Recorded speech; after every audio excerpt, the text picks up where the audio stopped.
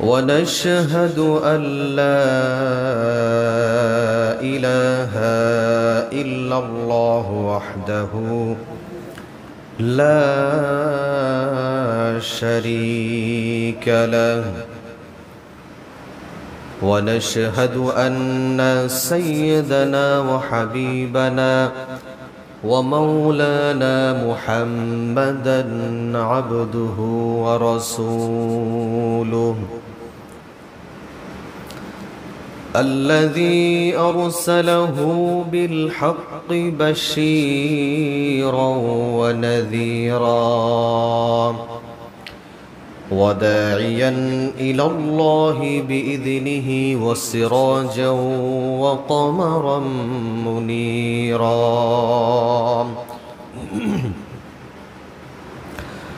فقد قال الله تعالى في كلامه المجيد والفرقانه الحميد: أعوذ بالله من الشيطان الرجيم. بسم الله الرحمن الرحيم. الذين إن مكناهم في الأرض أقاموا الصلاة وآتوا الزكاة وأمروا بالمعروف وانهوا عن المنكر.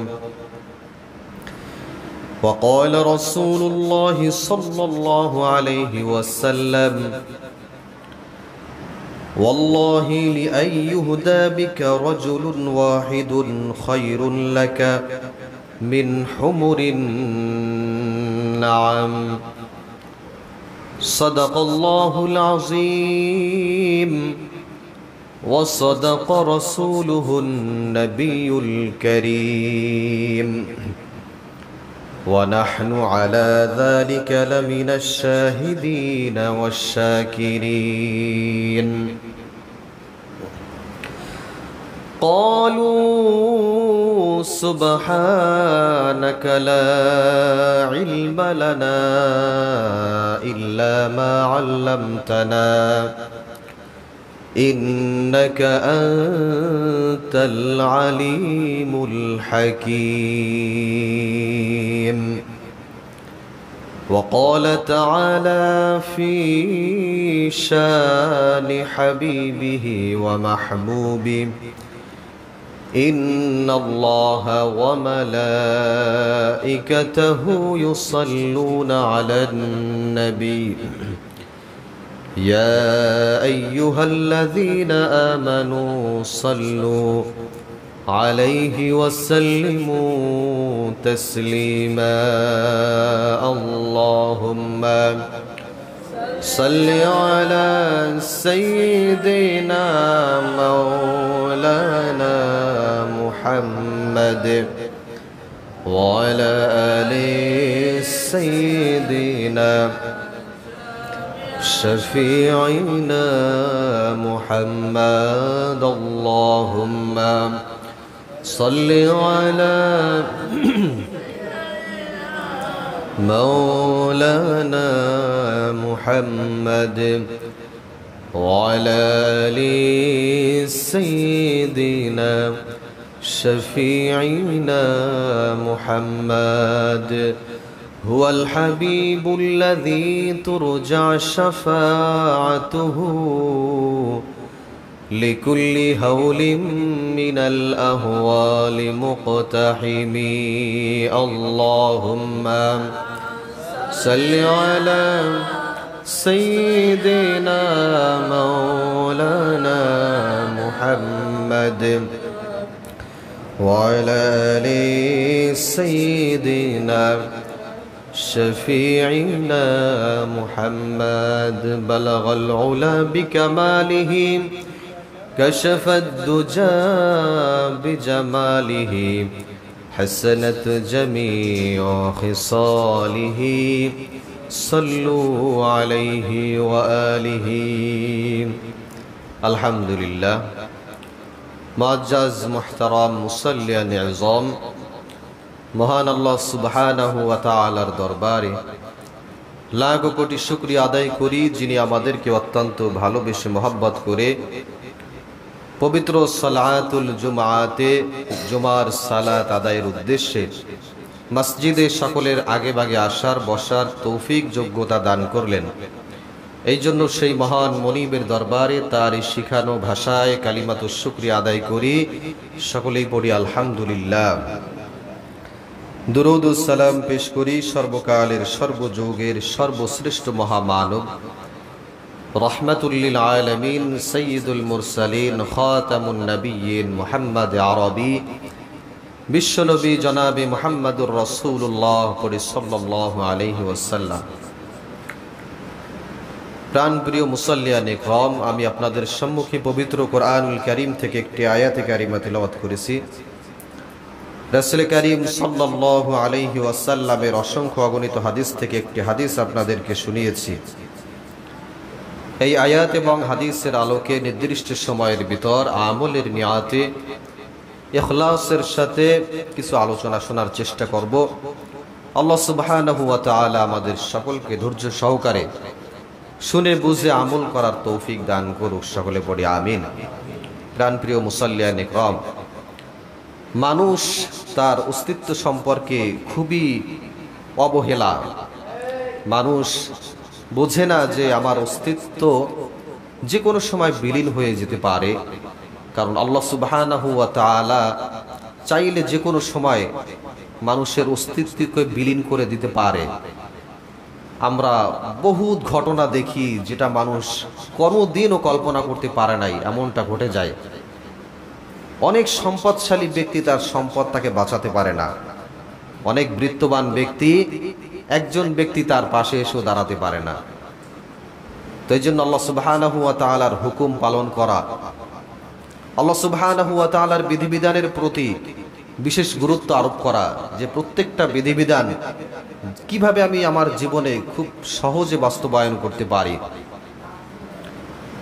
প্রাণপ্রিয় মুসাল্লিয়ান ইকরাম, আমরা দাওয়াতের যে ধারাবাহিকতার ভিতরে ছিলাম, দাওয়াতের পরিক্রমা, নবীদের জীবনী যে দাওয়াতের ধারা ছিল, কিভাবে দাওয়াত দিয়েছিলেন এবং যারা মানেনি তাদের পরিণতি কেমন হয়েছিল, এই সম্পর্কে আমরা গত সপ্তাহে জেনেছি। আজকে সর্বশেষ দাওয়াতের পর্ব আমরা শেষ করব।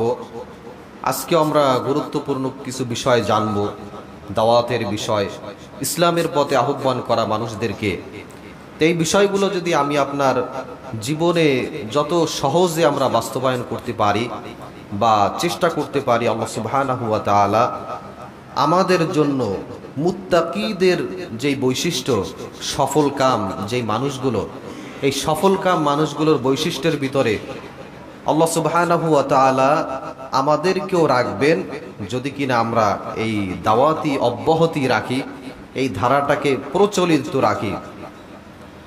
আল্লাহ সুবহানাহু ওয়া তাআলা বলেন, উদউ ইলা সাবিলি রাব্বিক, যে রবের দিকে তোমরা আহ্বান করো, ওয়ালা তাকুনান্না মিনাল মুশরিকিন, যে তোমরা মুশরিকদের অন্তর্ভুক্ত হইও না। কারণ যখন কোনো সমাজে দাওয়াতের প্রচলনটা থাকবে না, তখন আস্তে আস্তে মানুষ শিরক করবে, মুশরিকদের দলভুক্ত হয়ে যাবে, অন্তর্ভুক্ত হয়ে যাবে। এই জন্য আল্লাহ সুবহানাহু ওয়া তাআলা বলেন যে ইবাদত করো, দাওয়াত দাও মানুষদেরকে, উদউ ইলা সাবিলি রাব্বিক, মানুষদেরকে আহ্বান করো তোমাদের রবের পথে এবং মুশরিকদের অন্তর্ভুক্ত হইও না। নবী আলাইহিস সালাতু ওয়াস সালাম খুব চমৎকার একটা হাদিসের ভিতরে জানিয়েছেন, খুবই সুন্দর একটা হাদিস। নবীজি বলেন, লাউ তা'লামুনা মা আ'লামু, যে আমি আল্লাহ সুবহানাহু ওয়া তাআলাকে যেভাবে চিনি যদি তোমরা চিনতে, হায়রে আমি আল্লাহ সুবহানাহু ওয়া তাআলাকে যেভাবে জানি তোমরা যদি সেইভাবে জানতে, আমি আল্লাহ সুবহানাহু ওয়া তাআলাকে যেভাবে বুঝি তোমরা যদি সেইভাবে বুঝতে, তাহলে তোমরা বেশি বেশি কাঁদতে, কম কম হাসতে। সুবহানাল্লাহ বলেন। আমরা আমাদের জীবনের দিকে লক্ষ্য করলে দেখি যে কখনোই আমাদের চোখ থেকে দুফোঁটা পানি বের হতে চায় না। নবীদের সাহাবীদের জীবনী থেকে দেখা যায় যে তারা বেশি বেশি কাঁদতেন। শেষ রাত্রের রজনীতে আল্লাহ সুবহানাহু ওয়া তাআলার কাছে রোনা জারি করতেন, বেশি বেশি কাঁদতেন, কম কম হাসতেন। এটা নবীদের বৈশিষ্ট্য, এটা সাহাবীদের বৈশিষ্ট্য। এই জন্য নবীজি বলেন যে তোমার জীবনটাকে যদি উজালা করতে চাও, সফল কাম ব্যক্তিদের ভিতরে নিয়ে আসতে চাও, তাহলে আল্লাহ সুবহানাহু ওয়া তাআলার কাছে বেশি বেশি কি করতে হবে? কাঁদতে হবে। প্রাণপ্রিয় মুসাল্লিয়ান ইকরাম, নবীজি একদিন একটা জায়গায় বসে বক্তৃতা দিচ্ছিলেন।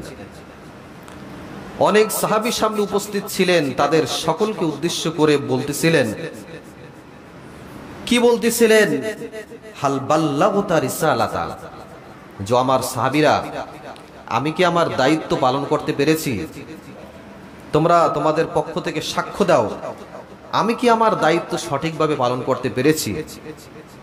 উপস্থিত সাহাবীরা সকলেই জবাব দিয়েছিলেন, বালা ইয়া রাসূলুল্লাহ, নাম ইয়া রাসূলুল্লাহ, ইয়া রাসূলুল্লাহ, অবশ্যই অবশ্যই আপনি আপনার দায়িত্ব সঠিকভাবে পালন করেছেন। নবী আলাইহিস সালাতু ওয়াস সালাম সঙ্গে সঙ্গে শাহাদাত আঙ্গুলি আসমানের দিকে উঁচু করে মাথাটা আসমানের দিকে ঘুরিয়ে রব্বুল আলামিনকে বলতেছিলেন, আল্লাহুম্মা শাহাদ, আল্লাহুম্মা শাহাদ, আল্লাহুম্মা শাহাদ। রব্বুল আলামিন তুমি সাক্ষ্য থাকো, রব্বুল আলামিন তুমি সাক্ষ্য থাকো, রব্বুল আলামিন তুমি সাক্ষ্য থাকো, আমি আমার দায়িত্ব সম্পর্কে বিন্দুমাত্র কারচুপি করি নাই। সুবহানাল্লাহ, আমি আমার দায়িত্ব সঠিকভাবে পালন করেছি রব্বুল আলামিন। এই সাহাবীরা সাক্ষ্য দিয়েছে আমার সামনে। রব্বুল আলামিন তুমিও সাক্ষ্য থেকো, কিয়ামতের ময়দানে আমাকেও যখন প্রশ্ন করা হবে বা কোনোভাবে যদি প্রশ্ন করা হয়, আমি এখান থেকে মুক্ত। সাহাবীদেরকে সাক্ষ্য রাখলাম, রব্বুল আলামিন তোমাকেও আমি সাক্ষ্য রাখলাম যে আমি আমার দায়িত্ব সঠিকভাবে আমি পালন করেছি। সুবহানাল্লাহ, আমরা কয়জন ব্যক্তি বলতে পারবো যে আমরা আমাদের দায়িত্ব পালন করেছি? আমি পিতা হিসাবে আমি আমার দায়িত্ব কতটুকু পালন করতে পেরেছি? আমি আমার সন্তানকে নামাজি বানাতে পেরেছি? আমি আমার স্ত্রীকে পর্দায় চালাতে পেরেছি? আমি আমার মেয়েকে পর্দার উপরে রাখতে পেরেছি? অনেক দায়িত্ব আমার আপনার উপরে রয়েছে। প্রত্যেকটা দায়িত্ব সম্পর্কে আল্লাহ সুবহানাহু ওয়া তাআলা জিজ্ঞাসা করবেন।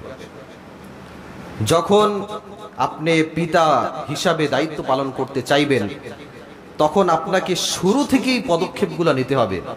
একদম শুরু থেকে আপনি যদি একদম লাস্ট স্টেজে এসে বলেন যে সন্তানদেরকে নসিহত করেন তোমরা নামাজ পড়ো, সন্তান নামাজ পড়বেন, এটাই স্বাভাবিক।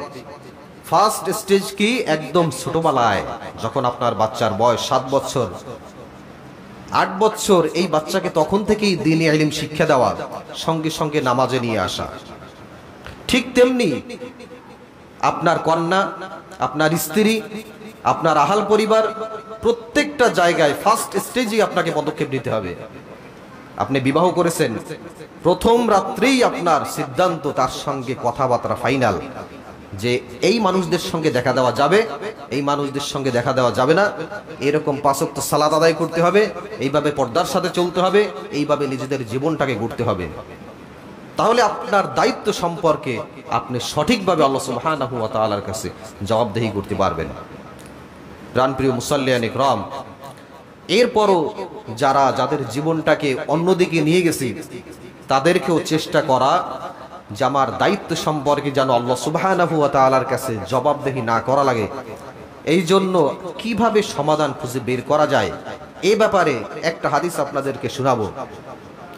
নবী আলাইহিস সালাতু ওয়াস সালাম বলেন, ওই স্বামী স্ত্রীর প্রতি আল্লাহ সুবহানাহু ওয়া তাআলা খাস রহমত নাজিল করে। সুবহানাল্লাহ বলেন। হাদিসটা শোনার আগেই আলহামদুলিল্লাহ, যে যদি আমরা এটাও বাস্তবায়ন করতে পারি, এই পরিবারের ভিতরে, এই স্বামী স্ত্রীর ভিতরে আল্লাহ সুবহানাহু ওয়া তাআলা খাস রহমত নাজিল করে দিবেন। সুবহানাল্লাহ বলেন।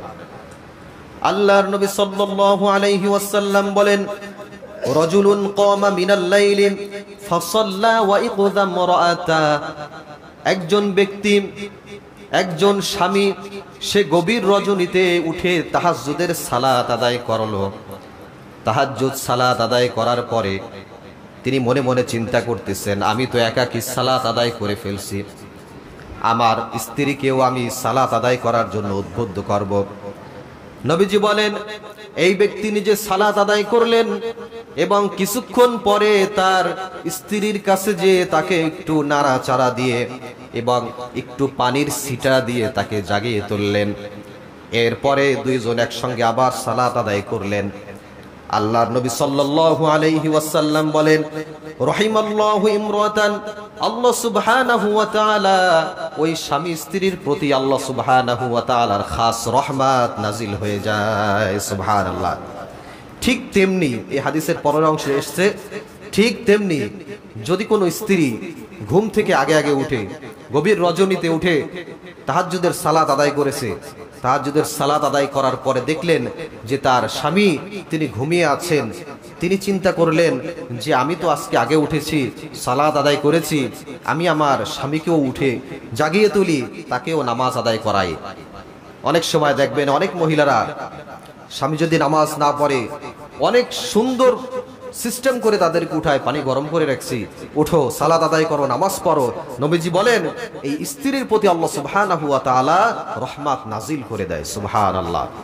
তো এই স্বামী স্ত্রী উভয়ের প্রতি রহমত নাজিল করবে যদি তারা গভীর রজনীতে উঠে সালাত আদায় করতে পারে, কারণ এই সময়টা অত্যন্ত গুরুত্বপূর্ণ একটা সময়, যেই সময় আল্লাহ সুবহানাহু ওয়া তাআলা দুনিয়ার আসমানে নেমে আসেন এবং ডাকতে থাকেন, কে আসো অভাবী, কে আসো রোগাক্রান্ত, কে আসো সমস্যার ভিতরে, আমি আল্লাহ সুবহানাহু ওয়া তাআলাকে ডাকো। কে আসো সাংসারিক ঝামেলার ভিতরে, আমি আল্লাহ সুবহানাহু ওয়া তাআলাকে ডাকো। আল্লাহ সুবহানাহু ওয়া তাআলা ডাকে সাড়া দেওয়ার জন্য দুনিয়ার আসমানে নেমে আসেন এবং ডাকতে থাকেন একদম সুবহ সাদিক পর্যন্ত, শেষ রজনী পর্যন্ত।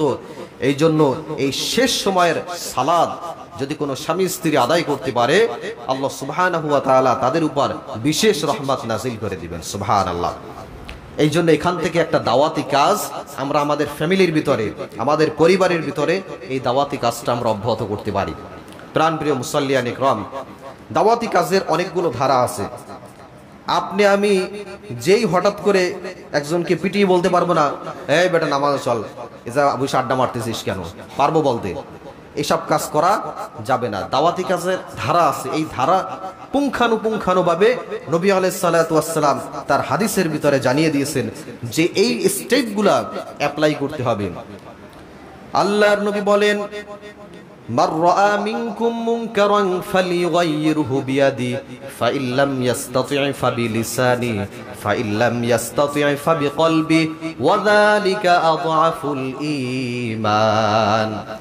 যদি কোনো ব্যক্তির সাধ্য থাকে, যদি কোনো ব্যক্তি দেখে কোনো একটা জায়গায় অন্যায় কাজ হচ্ছে, অশ্লীল কাজ হচ্ছে, যদি তার সাধ্য থাকে, বিয়াদি, সেই ব্যক্তি তার হাত দ্বারা সেটা প্রতিহত করবে। যদি ওই ব্যক্তির এই ক্ষমতা না থাকে, অবিলিসানি, সে তার জিহ্বা দ্বারা, মুখ দ্বারা এটা প্রতিহত করার চেষ্টা করবে। এরপরে যদি ব্যক্তি মুখ দ্বারাও সেইটা প্রতিহত না করতে পারে, এরপরে ব্যক্তি মনে মনে, অন্তরে অন্তরে ওই কাজটাকে ঘৃণা করবে। সুবহানাল্লাহ।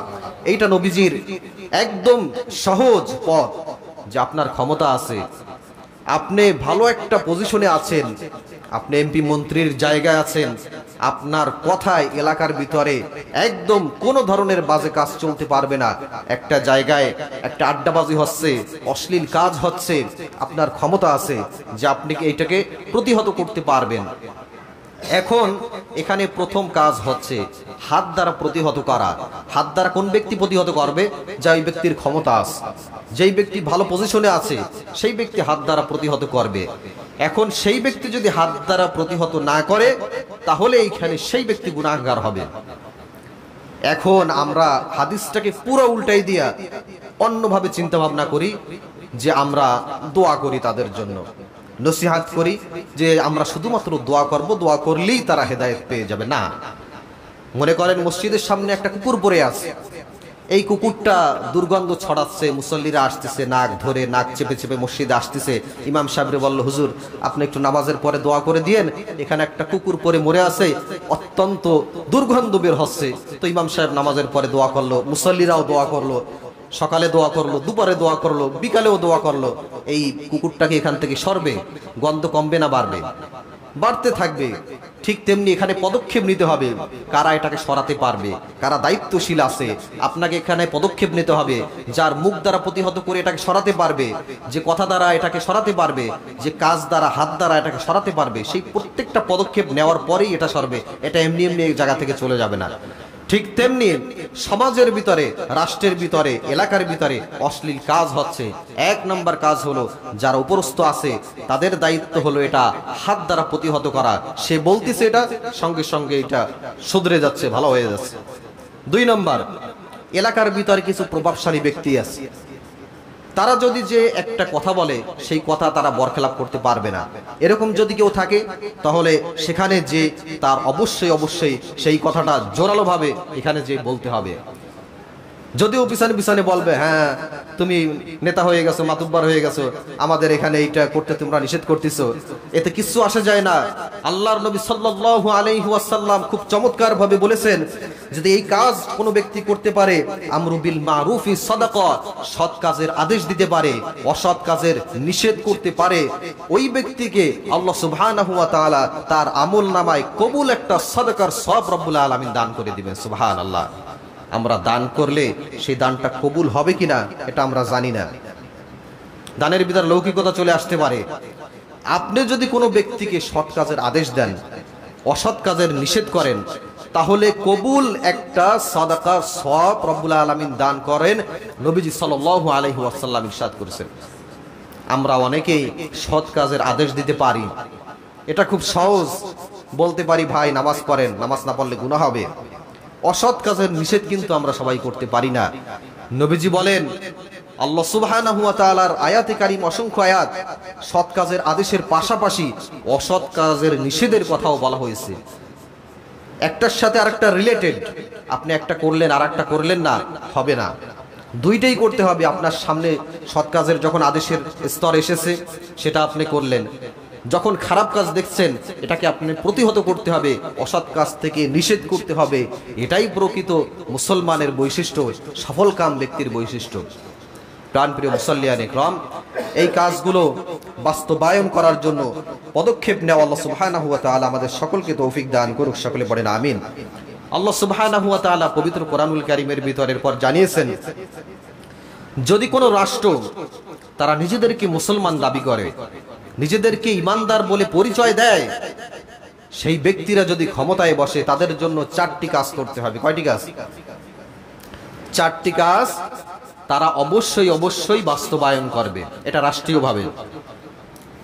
আল্লাহ সুবহানাহু ওয়া তাআলা বলেন, الذين إن مكناهم في الأرض أقاموا الصلاة وآتوا الزكاة وأمروا بالمعروف وانهى عن المنكر। এক নাম্বার রাষ্ট্রীয় কাজ হবে, যারা ক্ষমতায় যাবে, এক নাম্বার তাদের কাজ হবে সালাত কায়েম করা। রাষ্ট্রীয়ভাবে এটা পদক্ষেপ গ্রহণ করবে যে আমার নাগরিকরা কিভাবে নামাজি হতে পারে, আমার নাগরিকরা কিভাবে পাঁচ ওয়াক্ত সালাত আদায় করতে পারে, আমার নাগরিকরা কিভাবে বিনা বাধায় সঠিকভাবে সালাত আদায় করতে পারে, তারা যেন পিছনে না ফিরে যায়। এটা বাধ্যতামূলক রাষ্ট্রীয়ভাবে আইন প্রণয়ন করা।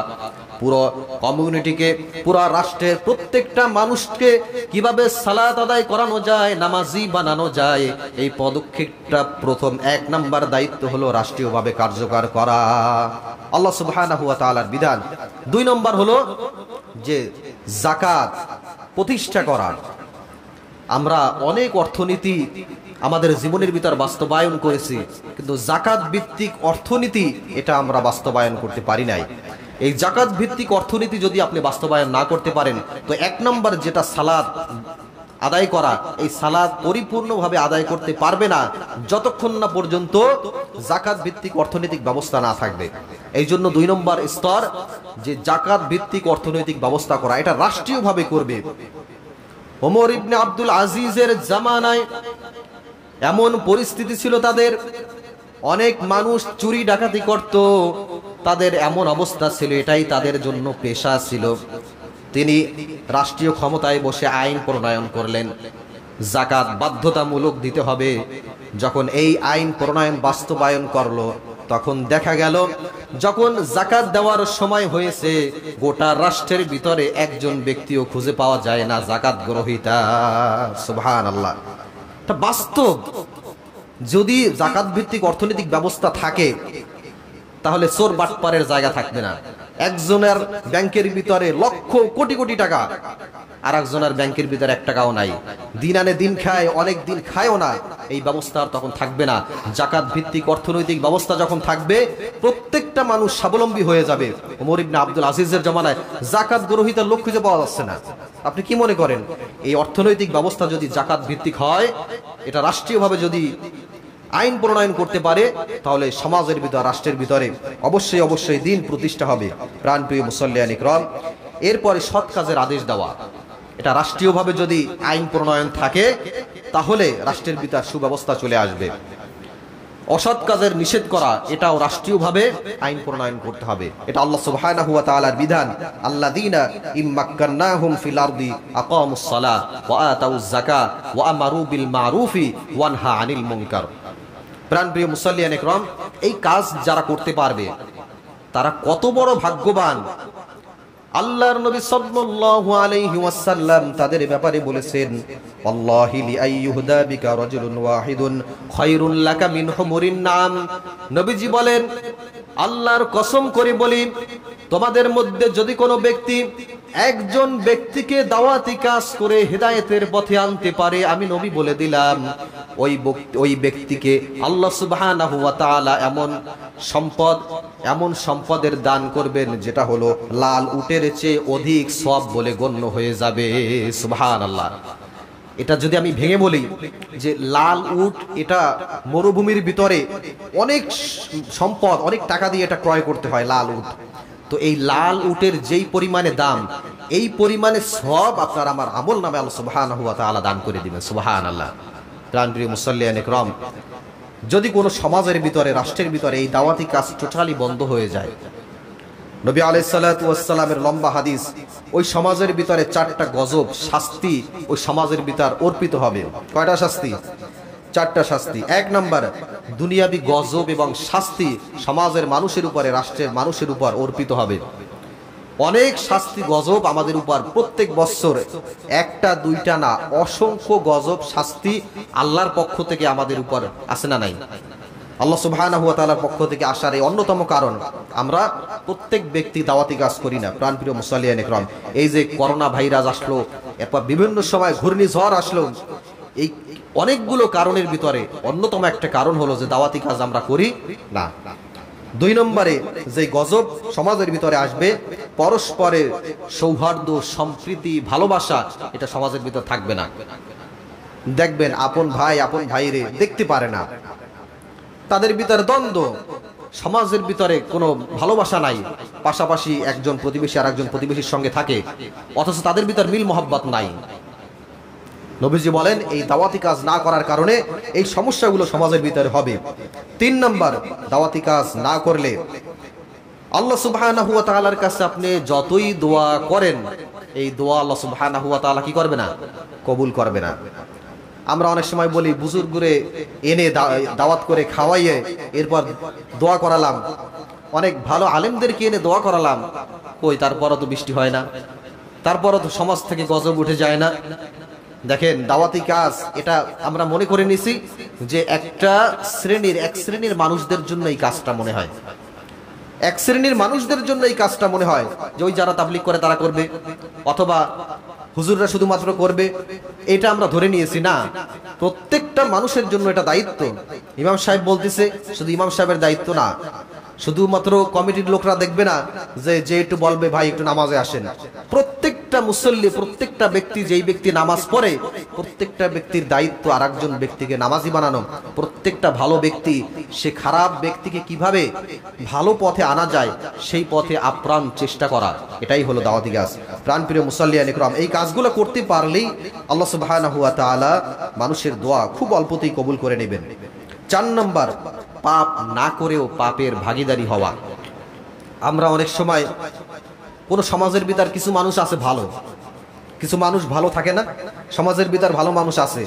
এখন দেখবেন ওই যে কিছু মানুষ খারাপ, এই কিছু মানুষের কারণে পুরা এলাকার ভিতরে গজব আসলে কি ওই 5 জন বাদ পড়ে? ওই 5 জন কিন্তু আর বাদ পড়ে না, পুরা এলাকার ভিতরে ওই সবার উপরেই পড়ে। তা আপনি পাপ করেন নাই, তারপরও আপনার পাপের না করার পরও আপনার উপর গজব আসছে। তো এইটা দাওয়াতি কাজ না করার কারণে আল্লাহ সুবহানাহু ওয়া তাআলা ওই অঞ্চলের ভিতর, এলাকার ভিতর গজব দিয়ে থাকে। এরপরে আল্লাহর শাস্তি, ভয়ঙ্কর একটা হাদিস যে আল্লাহর শাস্তি সবাইকে গ্রাস করে নেয়। তো এখন পর্যন্ত আমরা ভালো আছি, সুস্থ আছি, আল্লাহর শাস্তি এখন পর্যন্ত আমাদেরকে গ্রাস করে নাই। কিন্তু যদি এই দাওয়াতি কাজ আপনি আমি যদি কেউ না করি, একটা সময় কিন্তু আল্লাহ সুবহানাহু ওয়া তাআলার পক্ষ থেকে গজব আসবে। এবং নবীজি বলেন, ইন্নান নাসা ইযা রাআল মুনকার, যে আল্লাহর শাস্তি, গজব ওই কমিউনিটিকে, ওই এলাকাকে পুরা গজব দিয়ে ধ্বংস করে দিতে পারেন, এরকম নজির আছে। আল্লাহ সুবহানাহু ওয়া তাআলা বলেন, ওয়ামান আহসানু কাওলাম মিম্মান দাআ ইলাল্লাহি ওয়া আমিলা সালিহা, ওই ব্যক্তির মতো উত্তম ব্যক্তি, ভালো ব্যক্তি কে হতে পারে যে মানুষদেরকে দাওয়াত দেয়, সেই হলো প্রকৃত বন্ধু। সুবহানাল্লাহ। এই জন্য মানুষদেরকে দাওয়াত দেওয়া, সৎ কাজের আহ্বান করা। প্রাণপ্রিয় মুসাল্লিয়ান ইকরাম, আমরা অনেক সময় যেই ভুলগুলা করি, একজন ব্যক্তি পাপী মনে করছেন, অন্যায় করেছে, এই অন্যায়টাকে আপনি ঘৃণা করবেন, তাকে কিভাবে ভালো পথে আনা যায় সেই চেষ্টা করা। আমরা পাপ করলে ওই ব্যক্তিকে ঘৃণা করি, ওই ব্যক্তিকে লাঞ্ছনা করি বিভিন্ন ধরনের। এখানে একটা হাদিস আপনাদেরকে শোনাই। সাহাবী উকাবা রাদিয়াল্লাহু তাআলা মিশরের গভর্নর ছিলেন, তখন তার একজন কেরানি ছিল আবুল হাইসাম। তিনি একজন ব্যক্তিকে দেখলেন যে মদ পান করতেছে। এখন তিনি যে প্রথমেই তাকে ধরে শাস্তির আওতায় নিয়ে আসে নাই, প্রথমে যে তাকে সতর্ক করেছে যে তুমি যে কাজটা করতেছো, এটা আমি যদি তোমাকে আইনের আওতায় নিয়ে আসি, তুমি কিন্তু ভয়ঙ্কর শাস্তির সম্মুখীন হবা, তুমি এই কাজ থেকে ফিরে আসো, নসিহত করলেন। এই ব্যক্তি মদ ছেড়ে দিল। তো হাদিসের ভিতরে আসছে যে মান সাতারা আওরাতা মুমিনান ফাকান্নামা ইস্তাহইয়া মাউদান ফি কবরিহা, যদি কোনো ব্যক্তি, আল্লাহর নবী সাল্লাল্লাহু আলাইহি ওয়াসাল্লাম বলেন, যদি কোনো ব্যক্তি মুমিন ব্যক্তির দোষ গোপন করতে পারে, আল্লাহ সুবহানাহু ওয়া তাআলা কিয়ামতের ময়দানে তার দোষ গোপন করবেন। শুধু তাই নয়, তার সেই ব্যক্তিকে কেমন সওয়াব দিবেন, জীবন্ত পতিত একটি কন্যাকে কবর থেকে উদ্ধার করলে আল্লাহ সুবহানাহু ওয়া তাআলা যেই পরিমাণে খুশি হয়ে যায়, আল্লাহ সুবহানাহু ওয়া তাআলা যেই খুশি হয়ে যায়, এই ব্যক্তির উপর দোষ গোপন করার কারণে আল্লাহ সুবহানাহু ওয়া তাআলা ওই ব্যক্তির উপর রাজি খুশি হয়ে যায়। সুবহানাল্লাহ। এই জন্য পাপটাকে আপনি ঘৃণা করেন, কিভাবে সমাধান করা যায় সমাজ থেকে, রাষ্ট্র থেকে। যদি এই ব্যক্তি ভালো পথে চলে আসে, বাস আলহামদুলিল্লাহ। অসংখ্য ঘটনা আছে, অসংখ্য পাপী আছে, পাথর মেরে নিক্ষেপ করে তাদেরকে হত্যা করা হচ্ছে। একজন পাশ থেকে সাহাবী বলল, ইয়া রাসূলুল্লাহ, এই পাপী নাফরমান, এর রক্ত আমার গায়ে এসে লেগেছে। নবীজি বললেন, খবরদার খবরদার, তাকে তুমি পাপী নাফরমান বলো না, সেই শাস্তি দুনিয়া থেকে পেয়ে যাচ্ছে। সুতরাং এই মৃত্যুবরণ করার সঙ্গে সঙ্গে ওই ব্যক্তি জান্নাতবাসী হয়ে যাবে। সুবহানাল্লাহ। এই জন্য কিভাবে মানুষদেরকে খারাপ কাজ থেকে ভালোর পথে এনে এবং ভালোবাসা দিয়ে সম্প্রীতি স্থাপন করে সমাজের ভিতরে সুন্দর সমাজ গঠন করা যায়, সেই চেষ্টা প্রত্যেকটা মানুষের ভিতরে আমাদের থাকতে হবে। প্রাণপ্রিয় মুসাল্লিয়ান ইকরাম, একটা আয়াত বলেই আমি শেষ করে দেব, যেই কথাটা একদম শুরুতে আমি বলেছি।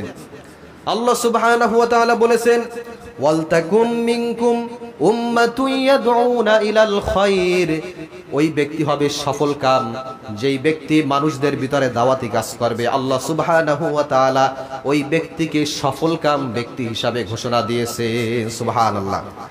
প্রাণপ্রিয় মুসাল্লিয়ান ইকরাম, আমরা যতটুকু আলোচনা শুনলাম, আল্লাহ সুবহানাহু ওয়া তাআলা আমাদের সকলকে বোঝার আমল করার তৌফিক দান করুক।